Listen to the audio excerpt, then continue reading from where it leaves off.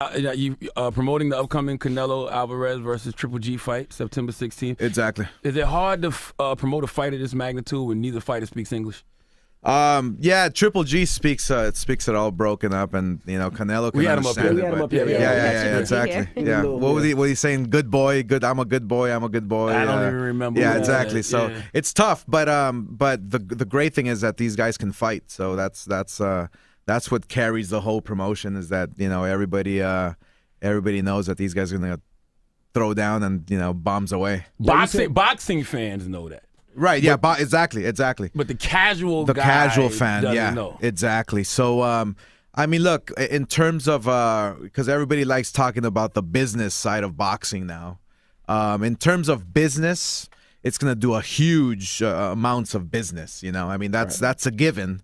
But the fact that this is a real fight, hopefully the week of the fight, or will carry on, because the momentum is building.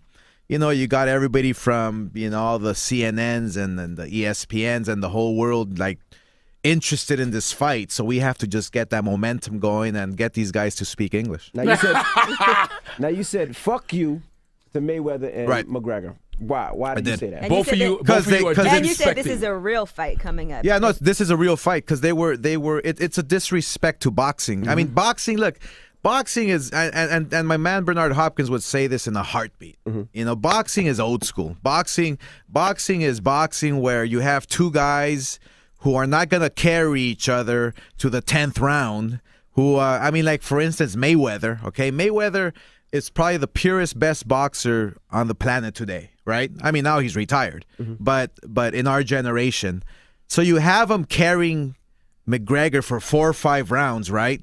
So he can go 10 rounds and collect his money in the sports book. I mean, it's no secret that Mayweather bet on himself in the 10th round. I mean, we all know that, right? Oh, I didn't know know he wasn't allowed. Yeah, come on, we all know that, right? I heard him say he was, but I didn't know. They didn't let him. Is that legal? They didn't let him. Of course, it's not. I mean, it's Vegas. I don't know. Maybe it is. I don't know. But it's like, come on. You're fighting a UFC guy, okay? And Mayweather doesn't throw a punch for 4 rounds. I mean, come on. The best fighter on the planet and doesn't throw punches for 4 rounds. I mean, what does that tell you? Come on. So it's not that he threw the fight, but the fight was rigged in a way. Well, it was just a farce. For me, it was just a farce. It was a farce. But anyway, Canelo Triple G, I mean, it's a real fight. It's just a real fight. I mean, that's the bottom line. I call it 6 to 8 rounds of hell. I'm gonna call it 6 to 8 rounds of hell. It's gonna be a bloodbath. Yeah, it's gonna be a bloodbath. I've always said Canelo will beat Triple G though, and I love Triple G. Love him from your mouth to God's ears, man. But I just think Canelo's a better boxer. No, he is a better boxer. He learned a lot when he lost against Mayweather back in the day. He's grown as a fighter. He's maturing as a fighter. It's just gonna be a good fight, man. But you still feel like this fight could go either way. Yeah. Oh yeah, it could go either way. I think Triple G can knock out Canelo. Not at any given point, but if he lands that big power punch, he can knock him out. And same with Canelo. If he lands that big power punch, it's good night for Triple G. Now, even though you did say fuck the Floyd Mayweather McGregor fight, how did you feel after? You feel like it hurt boxing at all? No, look, the way I see it, I mean, 4 million people paid to see the fight. Mm-hmm. What I tell them, that if you want to see a real fight, just tune in to September 16th. I mean, I don't think it hurt the sport. What about the undercards? To be honest with you, I didn't see the whole thing. Because I was. You don't like Gervonta? No, I love Gervonta. Gervonta's a real deal. I know of him. He's the real deal. Mm-hmm. I like him. But I was actually promoting Cotto on HBO that same night. That was so weird. They did that fight the same way. Yeah. No, and what's crazy is that nobody knew, like the mainstream, doesn't know crap about it. But we still had like 1 million viewers on HBO, and we sold out like 9,000 tickets. It was sold out, so it was crazy. But nobody knew, gotcha. But to go back to your Gervonta is like the real deal. I hopefully one day maybe Go sign the Golden Boy. Comes to Golden Boy. Why not? Yeah. Hey. Now, can I ask you a question since we're talking about that? How difficult is it for like a young upcoming boxer to get into one of these huge fights but not be signed to like a Golden Boy or a Mayweather? Yeah, that's pretty tough because I'm not gonna put you in. I'm not gonna put you in one of my fight cards if you're not signed with Golden Boy Promotions. You know, it's like because. To be a champion that's known and mainstream and and get these huge fights, you have to be signed with a promoter. You have to promote. It's like a record label. You you have to be right. signed. You can't just be bouncing around and whoever gets me the best deal and this.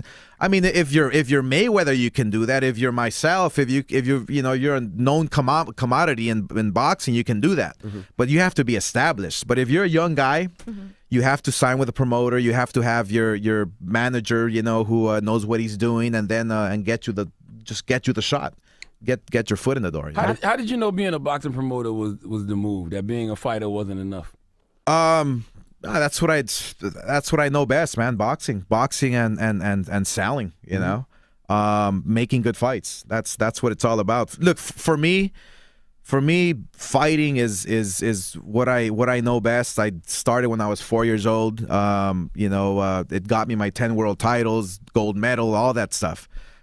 So it's my obligation, it's my job to keep the integrity of boxing alive, and by making these types of fights, that's all you can do is make sure you put the best against the best. That's all I can do. I mean, I'm hoping this fight is such a great fight.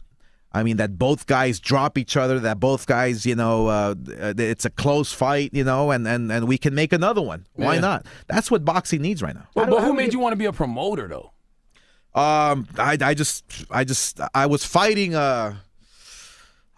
this kid, Ike Corte. I think he was from Africa, from Ghana. And he was a tough son of a, this guy was tough. And he hit me with everything. He dropped me twice, and I think I dropped him 3 times. I needed the last round to win, and I finally won. But I couldn't walk for like 2 weeks afterwards, because I was so sore and it was painful. And right there and then I said to myself, I need something to do after boxing. And so what can I do? I said, let me become a promoter and help these young guys out to establish their own careers. How do we get people excited about boxing again? I mean, I remember as a kid, I used to love watching Mike Tyson. It was powerful. Exactly. And even with Floyd, now with him retiring, Right. How do we get people back into boxing? Just make the best fights happen, man. That's it. I mean, this fight here with Canelo Triple G, and Daniel Jacobs in the mix as well as a middleweight. Then you have other middleweights that are up and coming. If we can have a round robin of all these guys fight each other, and create some good fights, you can start something. But in boxing, for instance, before myself, it was Mike Tyson. Right. Before Mike Tyson, it was Muhammad Ali. After me, it was Floyd, and then you had Pacquiao. So it's like a roller coaster in boxing. You only have like one guy or two guys at the most carrying the sport of boxing. So right now, we're in a transition stage. Some great guys out there, though. There's some Canelo. There's some awesome guys out there, but they just have to fight each other. Crawford's another one. Yeah. Crawford's another one. I mean, look, hey, I'm all for promoting the best out there, man. And I really do think Crawford's one of the best out there. And we had Spence up here recently too. Yeah. Do you? Oh, Spence. Yeah. And look, I'm always reaching out to Spence, and because he has no promoter. I would love to promote Spence. I mean, I think he's the real deal. I think he can be the guy who creates some noise in the sport. How important is trash talk too? Because he's like such a nice guy. Yeah, he's such a nice guy. You got to trash talk a bit. I mean, look, that's why Mayweather and McGregor sold so many. It got the interest of the whole world because both are trash talkers. Right. Right. Both know how to sell an event. And I mean, they know how to do it. And it's like. But for me, as a purist of the game, I just want to see a great fight. That's it. They got on McGregor about his racial slurs. Did you take stuff like that personal when Floyd put on the sombrero and? I didn't take it personal. No, I didn't. Yeah. I didn't because I knew what Floyd was already doing. So I tried not to fall into that trap. Because that's what Floyd does. I mean, he's the best at beating you before you even step inside the ring. It's kind of like Tyson. You know, Tyson just You're looks so at you careful, and right. you're freaking scared, and you don't even want to throw a punch in the ring. Does that undefeated thing hurt as well? Because, you know, Floyd was undefeated and Tyson was undefeated for so long. Now it seems like everybody wants to see undefeated now, you know? I'm